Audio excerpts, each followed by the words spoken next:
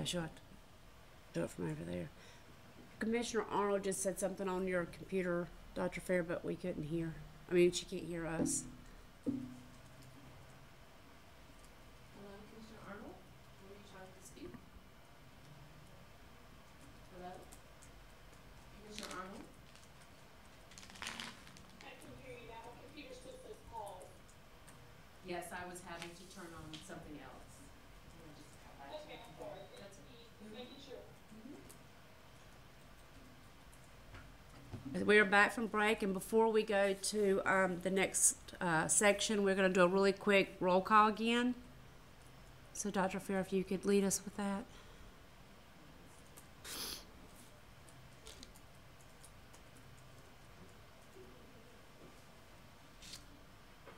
Okay, for those of you online, when I call your name, please unmute yourself and say that you're present.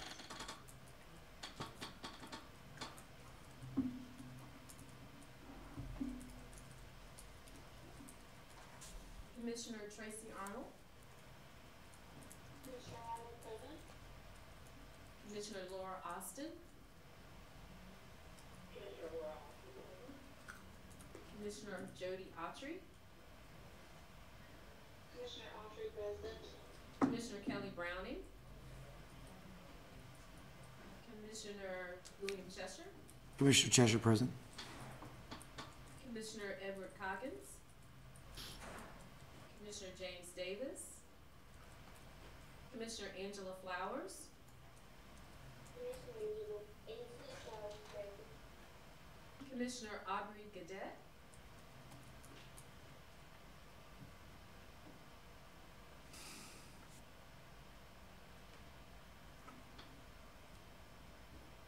Commissioner Aubrey Gadet.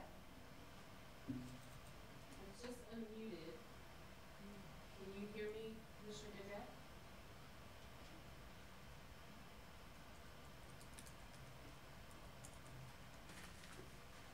Commissioner Michelle Gray, Commissioner Gray present. Commissioner Dawn Hester, Commissioner Hester present. Commissioner Hannah Jimenez, Commissioner Jimenez present. Commissioner Kathleen Linker, Commissioner Kathleen Linker present.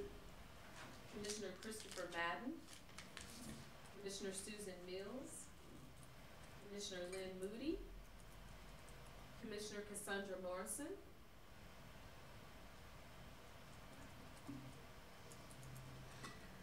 Commissioner Cassandra Morrison,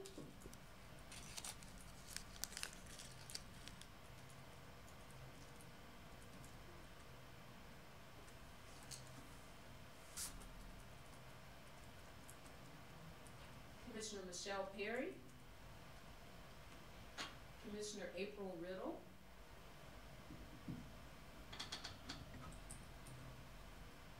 Commissioner Kim Robertson,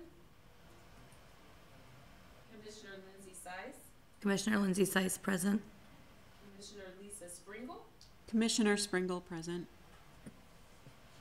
Commissioner Stacy Wood. Okay.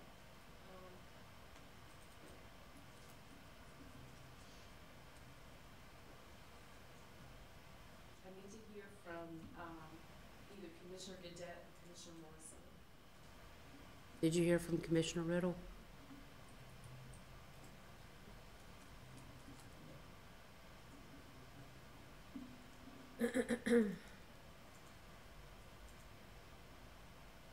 Commissioners who are online, I do need to hear from those of you that did not respond to the roll call, if you're still there, so that we can have quorum, so we can continue our meeting. Commissioner Gadet, are you there and can you hear me?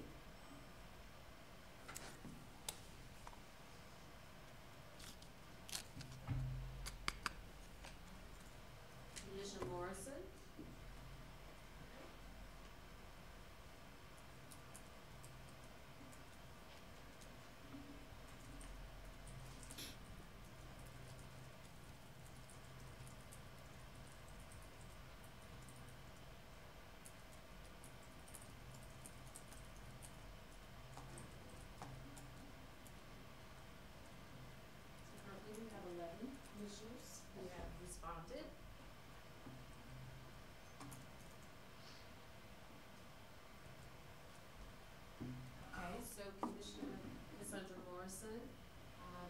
saying that she's present. And so is Commissioner Aubrey Cadet. Okay. So we're back and are ready to continue with Miss Donna Murray from Digital Resources.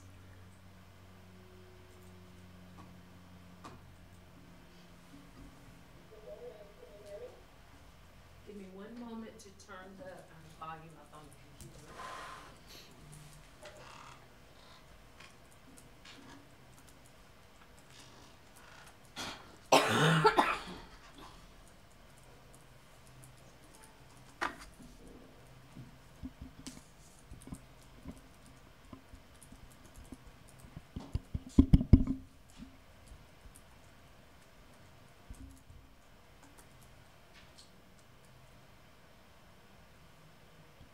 Okay, let's try it again.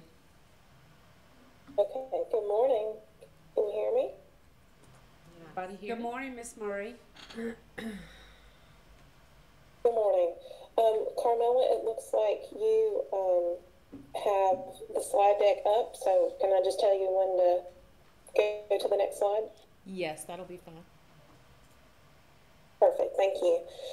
So welcome everyone. Thank you for having me today. I am Donna Murray and I'm a consultant with Digital Teaching and Learning. And I think I've met some of you last year when we talked about the digital resources criteria for the Textbook Commission.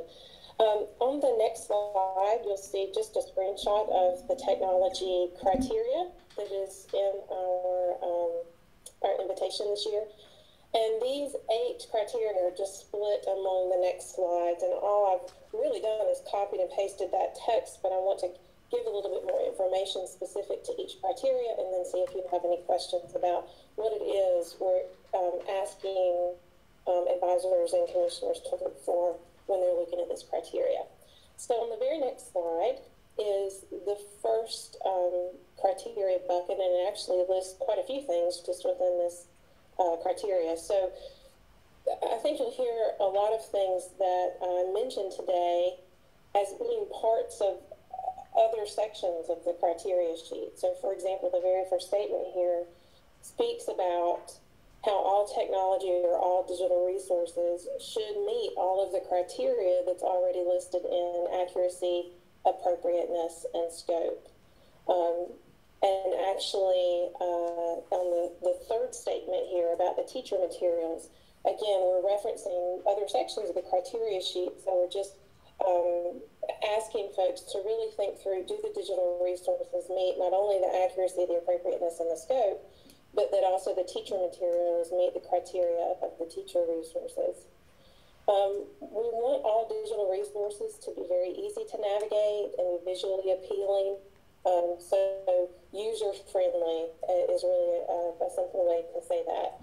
We want the content, the digital interactivity of the resources to not be distracting from the content, but rather to support the content. And you'll actually see that in a few of the criteria that we're going over today.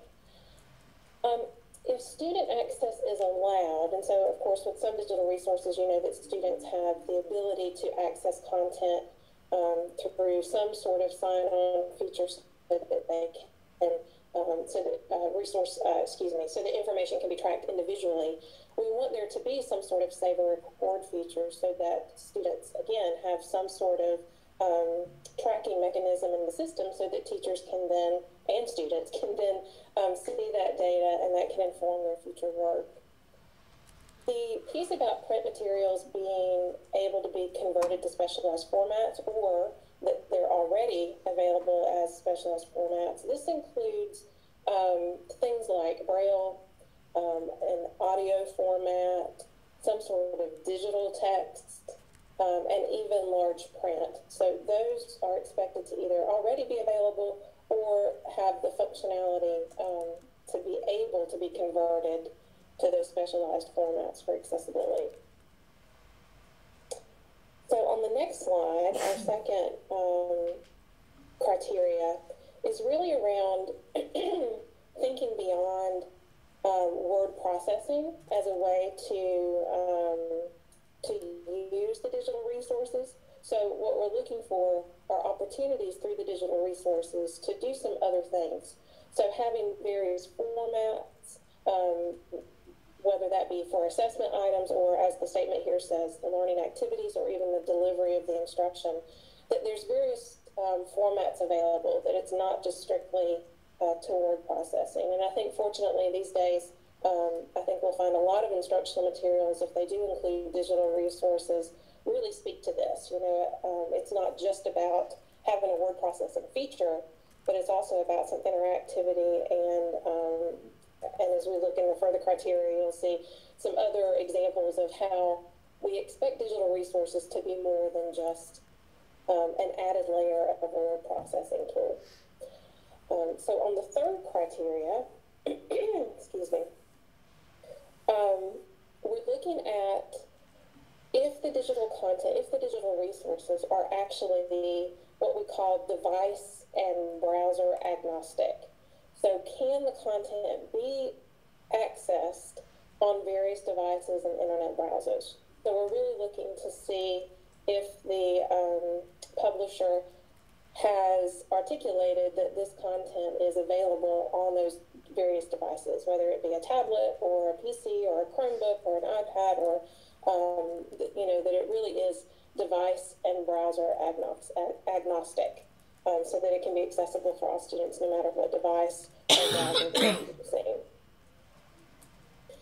The next slide is really about those accessibility options. So beyond just being able to take a print resource and being able to access it digitally through audio or digital text, this is about the technology features embedded in those resources that really enable all users to have equivalent access.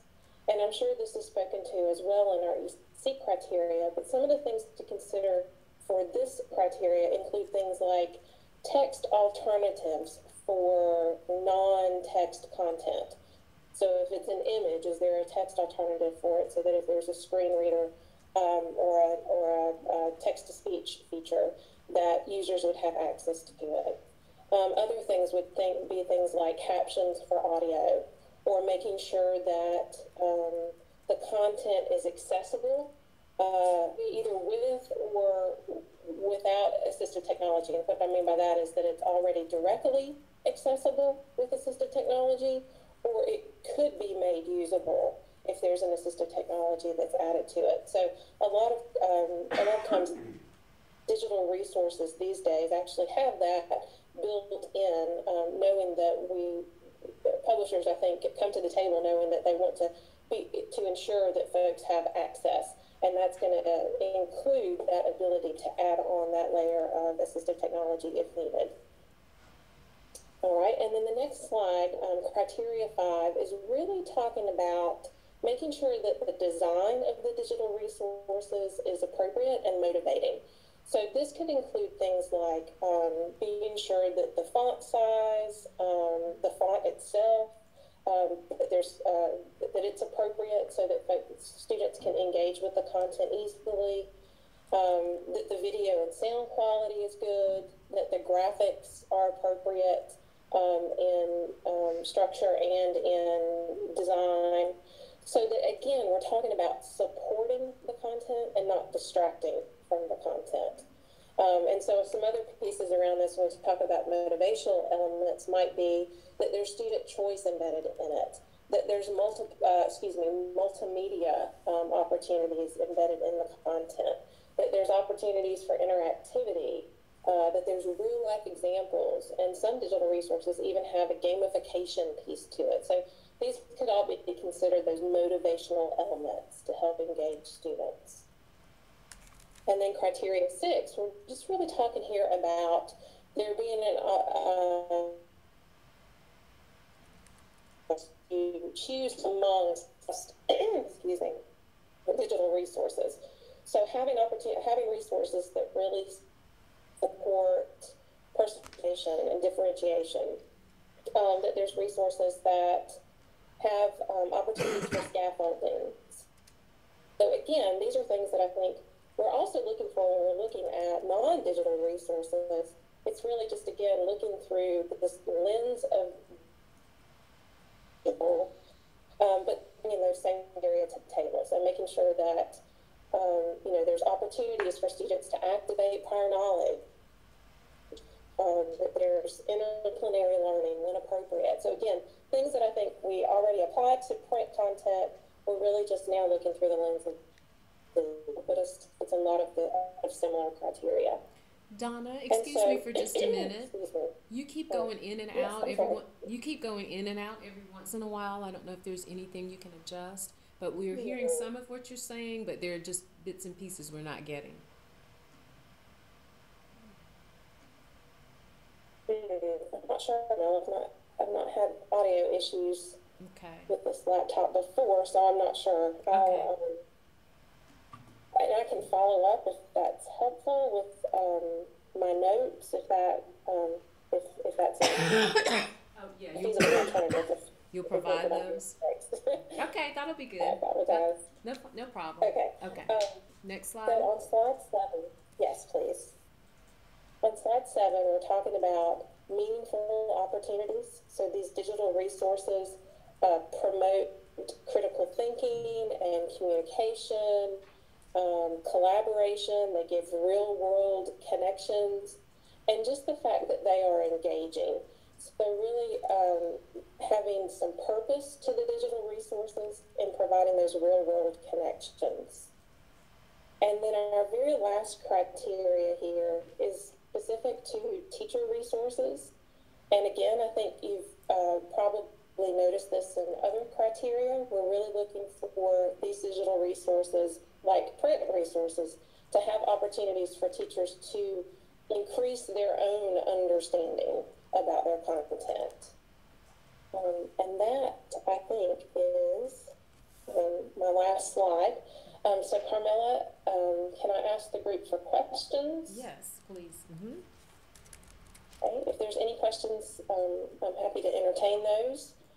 And I apologize for audio issues. I can certainly follow up with with a notes document if that's helpful. That will be, if you have it.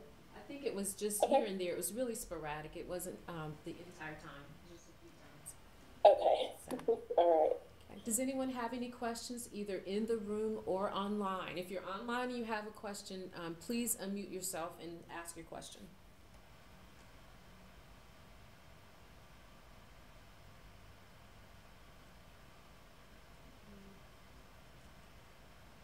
I'm not seeing any questions in the room, Donna, and I haven't heard anyone on the webinar showing any questions.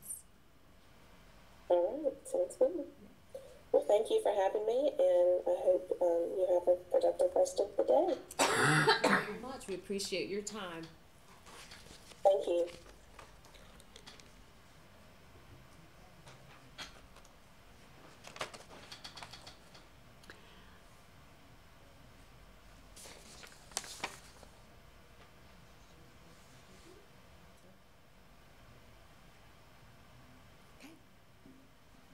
Next on the agenda is the EC overview and criteria thinking.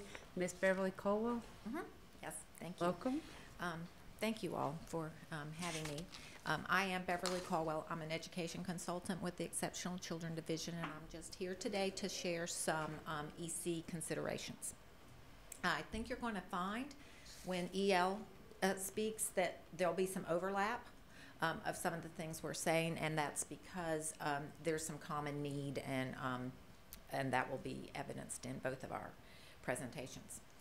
This is just a summary for you of the disability areas that we have as far as eligibility in the EC world. And you'll notice there are 14 categories that are allowable under federal and state guidelines for eligibility purposes. And among these 14 eligibility areas, there will be a range of need from the mild end to the more significant or severe end of need. And so that's why when I talk about some of the needs in the textbook, there will be a need for teachers to be able to use that to address milder need versus more significant need as well.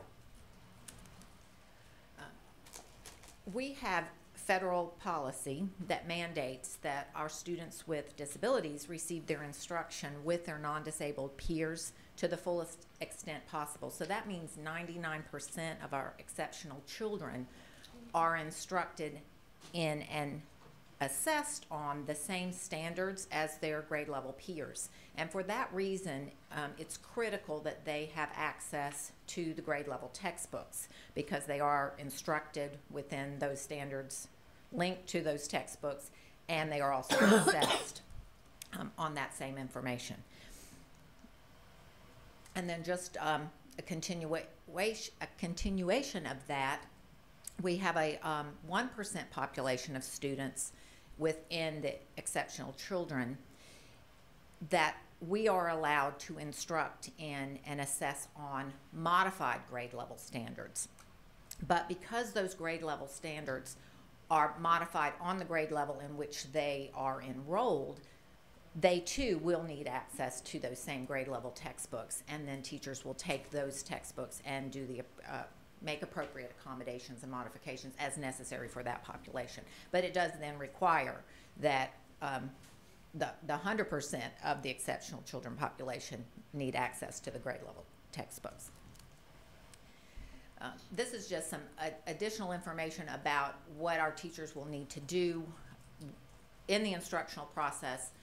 They will need to identify additional instructional accommodations that might be necessary in order for students to gain the skills that are linked to the grade level standards, and those will be identified in the IEP. So sometimes those will connect with you know, the differentiated instruction or the scaffolding and all of those things that were mentioned earlier this morning. But then sometimes they will be more specific to specially designed instruction that's required by students with an IEP, and it will be identified in their IEP. Some of the universal design for learning questions that we encourage the textbook folks to take a look at whenever they get to addressing the criteria is just thinking about whether or not the textbooks and materials will allow the educators to offer flexible learning opportunities through the multiple means of engagement, representation, and action and expression that is associated with the universal design for learning. And are there suggestions for strategies within the textbooks to remediate, enhance, and reinforce concepts that will help teachers in their instructional process? So some areas that we are very important to our exceptional children, I'm going to talk about in the next few slides. One is the language access. So the textbooks need to include a variety of linguistic supports, focus on the key vocabulary and language functions, provide opportunities for the use of visuals and technology, promote building background knowledge, and then promote the oral language development that's associated with the content area. For the content access and accommodations, the textbooks should support the use of accommodations to enhance the content knowledge. And you'll see there's a list of things here, and these are a lot of strategies that are often used with exceptional children, but they're also appropriate for all other students who may, you know, depending on their learning style, need to learn through these modes. So the use of manipulatives and hands-on materials, modeling, the graphic organizers and advanced organizers, technology, the specially designed instruction that I mentioned that's associated with exceptional students, differentiated instruction, authentic assessment tools, alternate formats. Are they easily adaptable to meet the needs of the students, as we've talked about with disabilities, because we do also have in eligibility areas vision, hearing, and cognitive disabilities that need to be addressed in those categories as well. And then access and accessibility tools. So the textbook should support activating and bridging that prior knowledge and experience, accessing the authentic text, cognitive development, higher order thinking, contextualization, building schema to enhance understanding, and then the linguistic piece, integrating listening, speaking, reading, and writing. And I think that that was mentioned as well in the standards piece this morning and the importance of that. So you'll hear a lot of overlap between a lot of what we're all saying today, but I think the important thing about that is that means that we're addressing the learning of each student in the category of all means all. So I'm really happy to hear that we're all kind of on the same page with all of our thinking about needs for the textbook.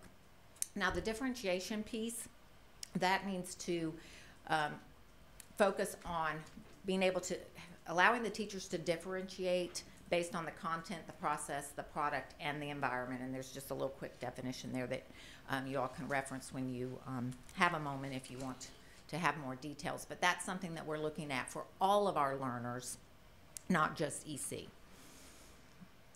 Now, we're at the evaluation criteria sheet. This is just a little screenshot of the sheet. The EC evaluation sheet has 11 criteria, and it's in the yes/no format. And then there's a space at the bottom where additional information can be provided to help support the yes/no responses that are being recorded. And in the next few slides, I'm just going to hit the main areas that the criteria sheet focuses on. There's several areas related to content. So just looking at grade appropriate, varied cognitive levels and abilities and learning styles, if those things are present, relevant, linking to prior knowledge, active student engagement, key concepts, skills, and vocabulary are identified, developed, reviewed, and reinforced. So these are the things that the reviewers will be looking for within the textbooks. And then the materials, that part would include a variety of exercises and reviews, assessments, performance tasks, that sort of thing. Providing opportunities for students to collect and organize and interpret and evaluate their information, including summaries of the content, the instruction, the objectives, including guides like glossaries, dictionaries, footnotes, references, things along that line that can be utilized. And then including sufficient material that's well organized, easy to use, reasonably sized, that sort of thing as far as the materials. And then resources, text, and technology are the other categories in the criteria sheet. For resources, that they would allow a first-year teacher and a veteran teacher to easily use those materials. The text would be appropriate in font, coloring, spacing, photos, the graphics, captioning, that sort of thing. And then technology, the student text and teacher resources would meet the accuracy, appropriateness, and the scope in terms of technology. And here are just a few links with some additional information about the disability resources, specially designed instruction information, and UDL information in the event that any of the reviewers need to access that.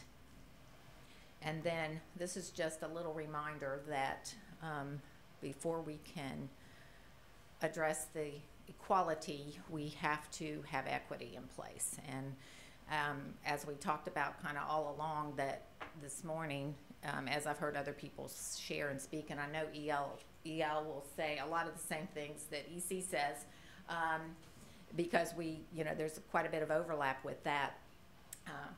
But when we ensure this, then we're supporting the learning of all learners. So I found this one, I think our OSERS office, the Office of Special Education and Rehabilitative Services, has shared this one with us because that's really what they want us to kind of focus on, providing the equity for all learners. And so this was the newest of the little removing the barrier slide that they've shared with us, and I just wanted to share this with you as well. Okay, well, I ran through that rather quickly. Do you have any questions? Well, thank you so much, and, Check online. okay. Does anyone online have any questions? We're at the end of this segment, and your questions will be taken and entertained if you do.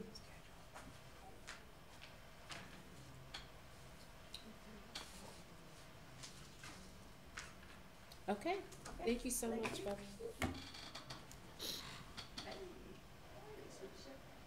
So next we'll hear from the EL, about the EL overview and criteria training, Ms. Ivana Thrower Anderson.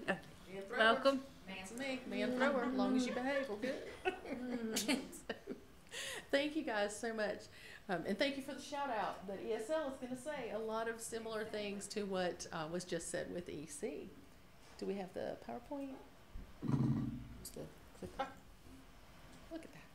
So my name is Ivana Manthor Anderson, and Zatley Stocks is the other ESL consultant that has worked with putting this together in regard to the textbook commission. You will see some things that look similar. We're another one of those E acronyms. So you've got your ELA, your EC, and your ESL. And although many things are similar, they are not exactly the same.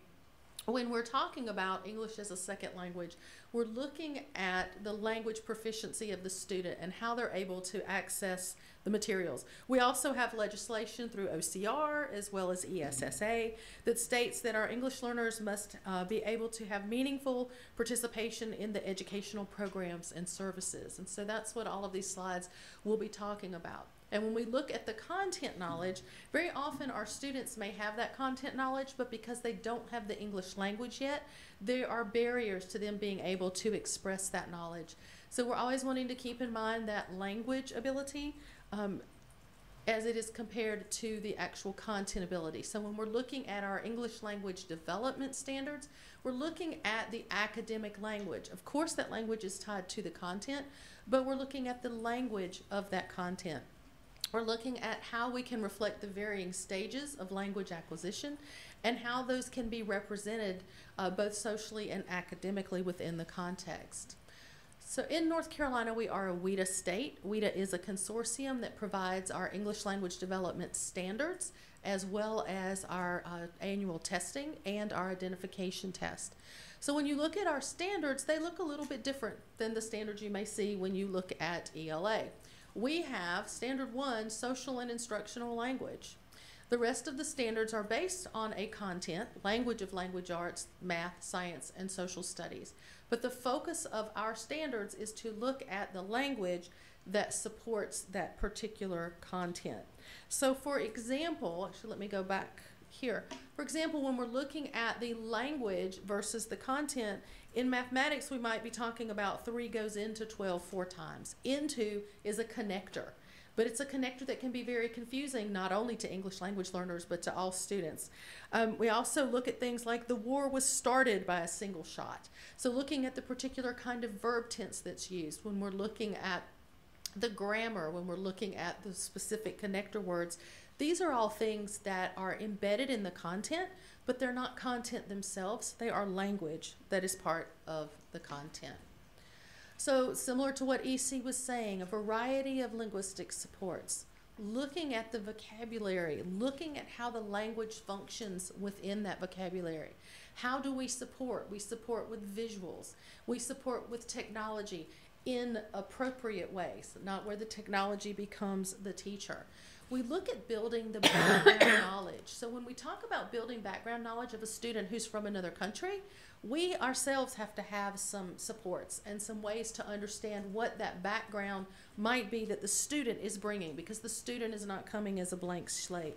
And we know that research shows that hooking in to that previous knowledge is going to greatly impact the retention of that new information. So working with an English as a second language learner, we're looking at cultural relevance. We're looking at linguistic relevance when we look at that building background. Promotion of the oral language development. Our students are learning English, they need to use that language within the content courses.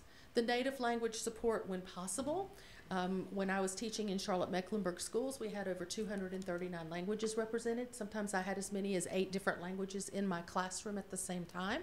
So we know that native language is not always something that can be supported, but we do know that in North Carolina, Spanish is the predominant other language, and that very often there can be supports for that.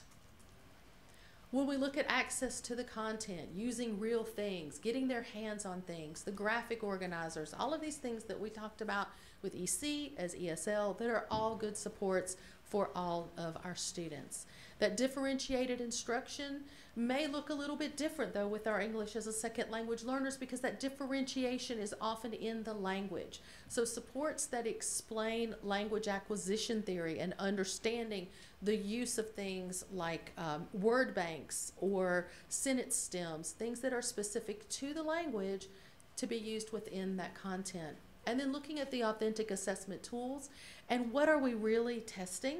Are we testing a student's ability to understand language and vocabulary, or are we looking at the student's true understanding of the content itself? So with those scaffoldings, the modeling, again, the prior knowledge is so important. Authentic text. When we talk about authentic text with English language learners, again, we're talking about the culture. We're talking about the language. Do we see pictures of students that look like our students? Do we see living situations and language use that reflects our English language learners? Always looking for the higher order thinking skills, but again, thinking about linguistic access to those higher order thinking skills. Can I respond to a higher order question by body movements, facial expressions, supports? So including those things, but including them in ways that are linguistically accessible to the students through the things like contextualization, and schema, and the linguistic modalities as always required by law with our English learners: listening, speaking, reading, and writing. So a few more things with the register, the genre, the tasks and situations. Again, thinking about the sociocultural context of the English language learner students that we have. Are we seeing identities? Are we seeing roles that match our students? Our form looks very similar to what you've seen with others. We have 12 items. Again, at the bottom, we have the opportunity for you to support the pluses and the minuses for each one. So we always want to keep in mind the linguistic needs of our EL students and also their teachers, because sometimes we have teachers that are not prepared to work with these students. So we want to have specifics, why there is support or why there is a negative for each of these items. Again, the items may look very similar, with some things that are put in there to make them more specific to English learners. So number one is very general across the board. Is it grade appropriate? Is it varied? When we look at number two, we want to make sure that the content is not only relevant, but that we're looking at that variety of cultural aspects. Again, if we're thinking about prior knowledge of English language learners, what are they bringing to the table already? How do we build the background for what they are not bringing to the table? And how do we make sure that their cultures are somehow included as well? When we look at the third one, thinking carefully about how are we scaffolding the information. Within that variety of exercises, are there linguistic varieties that are there as well? And we give some examples like sentence frames, word banks. For number four, having the opportunity to use the first language. Again, we know there are many languages out there. We know the teacher is not going to necessarily have access to that language, but there are ways that our materials can include prompts and guidance to allow students to use that language even if the teacher is not able to understand it. With number five, pretty general, your text layout. Number six,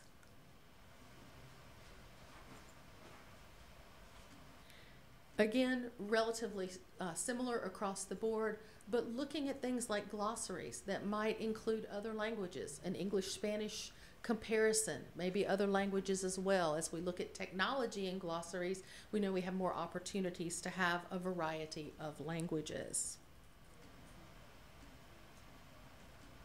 With number 7, again, that vocabulary is so important for our students. How do we make sure that the vocabulary, the key concepts, are available with linguistic modifications? In number 8, when we're looking at the materials are adequate for our teachers with suggestions, they need to be specific to our English learners. So taking into account language learning acquisition, linguistic theory, pieces of the puzzle that are tied specifically to not just modifying a content, but doing it in a way that helps our English learners access that content. My time's not up. Your time is not up. My time is not up. We need someone to mute. There's some extra noise on the web. Thank you. And when we think about being specific to English learners, a word that we hear sometimes in the field is remediation. How do we put remediation in here so that our students can access things? And we really just want to remind everyone that for an English learner, it's about acceleration, not remediation.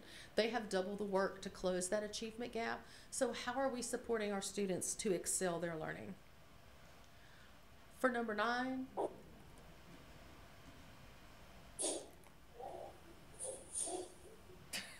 Hey, we're hearing extra noise again. We may need some of you to mute yourselves. can you mute them? It's very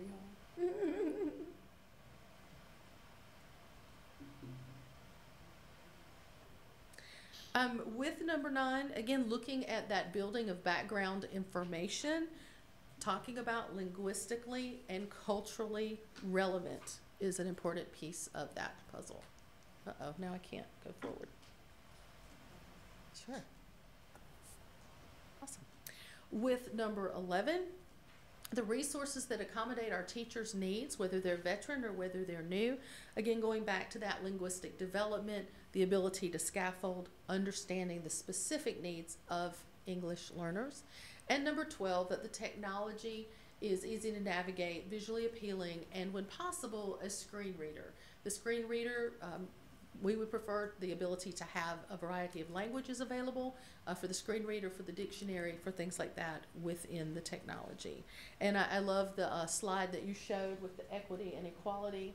I know we've all seen it, but I think it's very important to keep bringing that back to us, that the more barriers we can remove from the very beginning, the better off all of our students are going to be.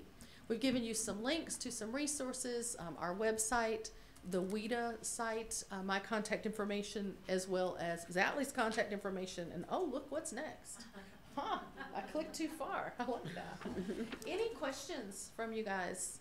So what we've tried to do within the sheet, which again will be very similar to EC, is to add very specific verbiage tied to the linguistic aspect of the support that our English learners need.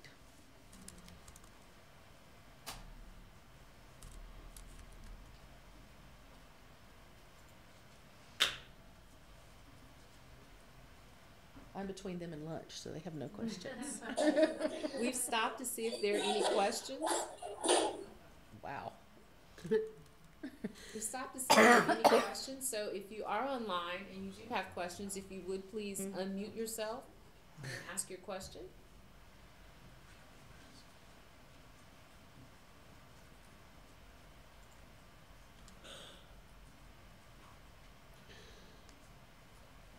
All right, we're assuming we have no questions. Thank you. Thank you so much.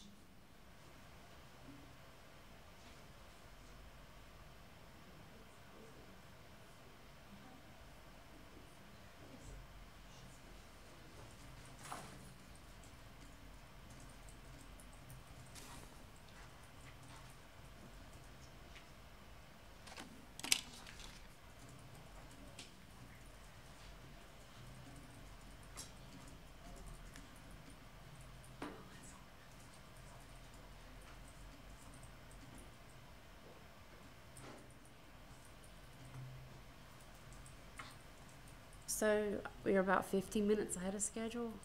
And I know we can't stop for lunch because it's probably not here yet.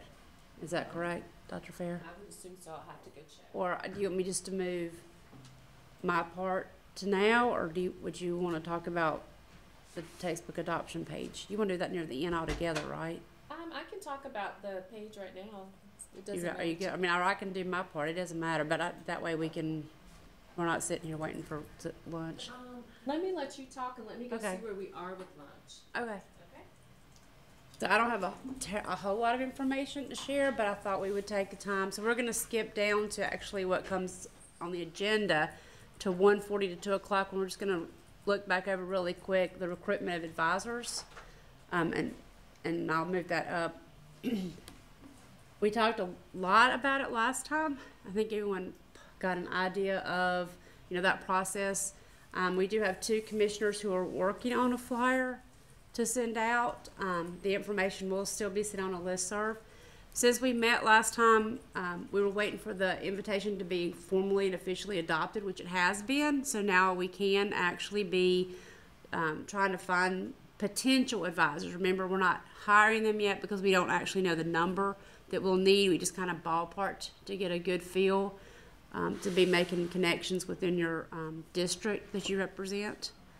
I did see that Dr. Fair put the district map and some other things in our folder, so if you're not sure what LEAs encompass your local agencies, encompass your district, it's on the map. Some counties have multiple bodies, local bodies, so you'd have to, they're actually marked on the map. So if you see like 2 or 3 little names in that county, it's because there are more than one school systems in that county. So that's kind of where we are with that. I mean, we had said to try to find, if every district would just fill out and try to get one for every grade level that we're evaluating. And then we'll adjust the numbers, and then EC and EL. And then the listservs will go out through the ELL and the EC department and the English language arts. I think we were going to ask the listserv for the superintendents to get that information out to the superintendents as well. So there's a wide variety of possible potential advisors and a large pool from which we can choose. Does anyone have any questions about what that looks like? It works best if you work with the other commissioners in your district, so you're kind of all working together to find people within your district. We had said before that we're looking for the advisors by the district, not by the commissioner.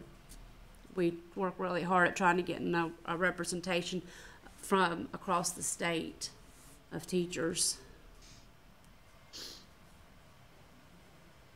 So does anybody have any questions about that? I don't have deadlines as far as when we need that. We're looking at having everything rolling out in the next 2 weeks. As soon as we get the flyers together, Dr. Fair and I have we're gonna have a virtual meeting just to talk logistics when we get an idea of numbers. We won't know that till the bid is coming in and are open, which is in 2 weeks. Yes, about 2 weeks. Then we'll have real numbers. You will get the flyer before then. So while you're kind of sorting out if anyone needs information, you'll have some. You have the dates and the location. The important thing is to try to find people before they start making their vacation plans for the summer. I know in some districts, mine included, we're actually starting school early this year. We have permission to start out of the earlier than the calendar in the past. So some schools may also be opting for that, meaning everyone's going to be pushing their vacations in a shorter time period. So just kind of keep that mindful.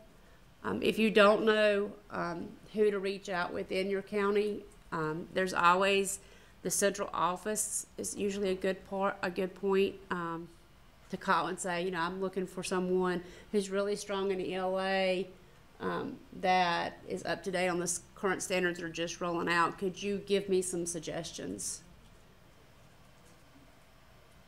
And so that's kind of where we are on the materials and the process. Deadlines will come out. Either Dr. Fair or I want to get an email out with more specific deadlines of when we want to have. We were ballparking and really wanting to have the names before we meet next time. Because that gives us, we only have one more meeting, correct, Dr. Fair? I don't have my agenda pulled, my schedule. We have one more meeting before the actual evaluation week, correct? Yes, I think it's April 17th. So we need to have the names by then so that we have everything lined up, because we don't meet again as a body in a formal meeting, although we can have digital meetings if we need to.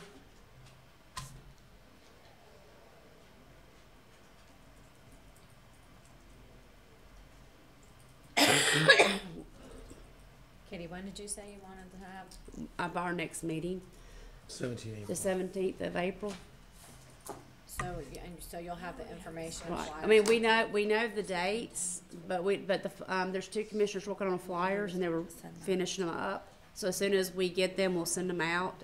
It's like a neat little one-page flyer, just so that you have something to give to people if you want to show them something. And the listserv should also be going out in the next 2 weeks, so we should have names coming in from there. So the way the listserv works is we'll actually have, it's going, Dr. Fair, we're going through Google again, like a Google form. Yes. So that there'll be a Google form, and the teachers will, the potential advisors will go in on that Google form, and they will submit all the information. The link to that Google form will also be in the listserv, so there will be potential advisors that aren't necessarily through commissioners, so we get a wide range. Once we get those names in and the deadline set for that, then we go through and see how many potential advisors we have, where they are, how many we need. A lot of that's behind the scenes. A lot of time is spent on the weekends trying to go through it. And many commissioners will have access to that spreadsheet, which is the Google form will dump into a spreadsheet, and we'll have that access to the database of the potential pools. When will that be available? I don't know that would be available hopefully by the 17th. So you just want us to have the names? And everything needs to be in the Google form So is the Google form going to be available before then? within the next 2 weeks. We're working on getting those pieces together. So within the next 2 weeks, we should have the Google form, which would give you about 2 weeks to give it out to the teachers. As soon as we get the flyer, we'll send it out as well. Okay, flyer and. Hopefully, we need to put the Google link in the flyer. Okay, perfect. But you can go ahead and make some contacts if you know people that you already are aware of or that are strong. Again, we're looking for public schools and charter schools, a good representation of educators across the district. We want classroom teachers.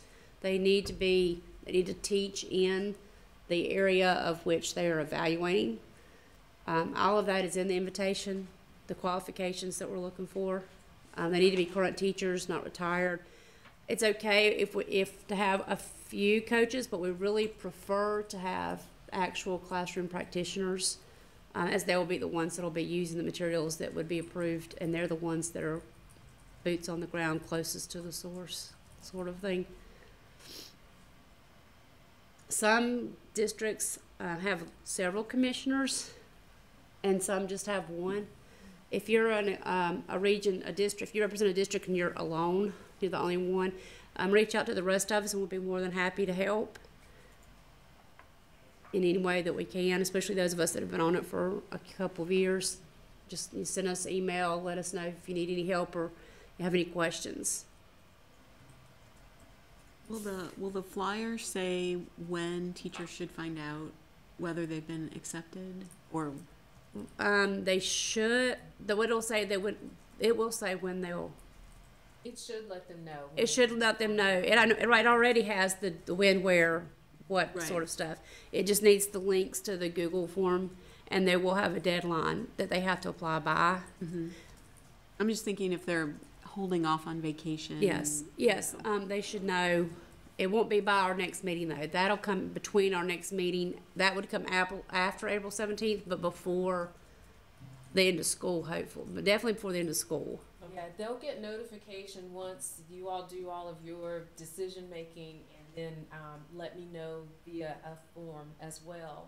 And once I have that information, typically the process is emails go out to those who are, and then emails will go out to those who were not, with the caveat that, if the space should become available, we'll make contact with you and let you know. But either way, everybody who completes the form will receive an email back letting them know their status. This is Commissioner Flowers and Commissioner Stacy Wood. I think that's her last name. We've been working on the flyers, and what we were thinking was a simple infographic to start with a link possibly embedded for all the logistics and the additional information for anybody that was interested, just to get their attention at first, and then maybe the Google Doc could be even linked to that. I'm not sure if that's what everybody was thinking or not.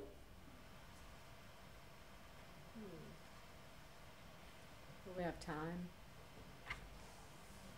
They have been working on that already in the background. I was in conversation with Commissioner Wood last week before last. So they've already actually worked on that. They're just waiting for the time for it to be needed. And I think finalizing with links and names and emails and things like that, commissioners. So that should, within the next, do you think that would be feasible within the next 2 weeks, Commissioner Flowers? If we get the information to y'all, you and Commissioner Wood? Oh, definitely. And just whenever Dr. Fair feels like it's the version that's best suited, definitely, because I think it just needs to be tweaked. Is that what you think, Dr. Fair? Yes, there were just a few tweaks from our last emails. Just some places where we needed to add information, but then also trying to make it a little bit more, put a few more images on it so that it could break up some of the monotony of the text or some lines or something. That was our last conversation. So I think she was going to try to tweak it a little bit and then get the links and everything from me, and then that should do it. There's not much left. Let's see. What are you thinking, though? I guess I wasn't clear about, or this, we can talk about this separately. The initial thing, the simplified infographic, and then all the additional things, or without that first infographic? So I'm not sure about commissioners, so they can speak to that. But as far as what I would do, I would utilize the one that has all the information, and I would have those sent out, or request for those to be sent out on the different listservs here at DPI, so that people who get that will have all the information when they receive it, so that they can go ahead and complete the interest form if they're interested at that time, and on and on. For you all, it may be that you initially, because you're talking to people early on, you may use the one pager that's really cute that just says, you know, it's coming, are you interested, kind of thing. And then as you begin to have deeper conversations, then you may be able to share the one that has the more details with the dates and the times and the form and the links and the math and all that stuff. But I'll let the commissioners speak to that. I think that's a good idea. If we have one that's kind of general information, keep your dates open, more information to come, and we go ahead and get that out, and then we'll follow back up with, here's the more specific information. Because I'm looking, we've got 3 weeks from today, yesterday, when we meet again, and then it's spring break. So everybody's going to be off. From that point, we all know how the year goes from spring break. It's like, so I think that would be a good idea. Anybody that want to get out the general flyer? That would be the one that you showed with the little tweaks last time, right? Angie, Commissioner Flowers. I've seen that one. It's really cute. It's get your attention. It's got, it's like a keep the date, save the date kind of thing with some general information. Exactly. Yeah. Yeah, I can send that out, or Dr. Beer, if you want to put it on the paired folder, whenever you get it out to people. Okay, I can do that. Is it ready now, or were there tweaks that you still needed to do before you were ready to share it with everyone? I'll check it one more time, and then I'll let you know. Okay, just let me know, and whenever it's ready, I'll put it in the folder, and then I'll send a communication out to let everyone know that it's there. Right. Perfect. Thank you, guys. Thank you. Just another reminder from commissioners, especially those of us who have been on it for a while. Every potential advisor does need to go through the Google form. So like if you have someone that has already talked to and you would like them on the list, they still need to go through the Google form. There should be a part in the Google form where they would select that they talked to a commissioner already, something along that lines in the form. But everybody, all potential advisors have to go through that Google form because we have to have all of their information in one place. And then we will get access to that Google form as commissioners, and from that pool we will in our district groups we will pick or suggest ones and then have backups. I mean, it's a pretty complicated, it sounds like, but it really goes kind of quick once the data's in one spot. If they're not in the Google form, when that date closes, that date's closed. So when the when the Google form time, it closes, so they won't be able to get in. So if it's someone, even though you vetted them, they still need to go through the Google form so that all of their information is where Dr. Affairs, when they do contracts and all of that information is pulled from that Google form, and so that all needs to be in one place.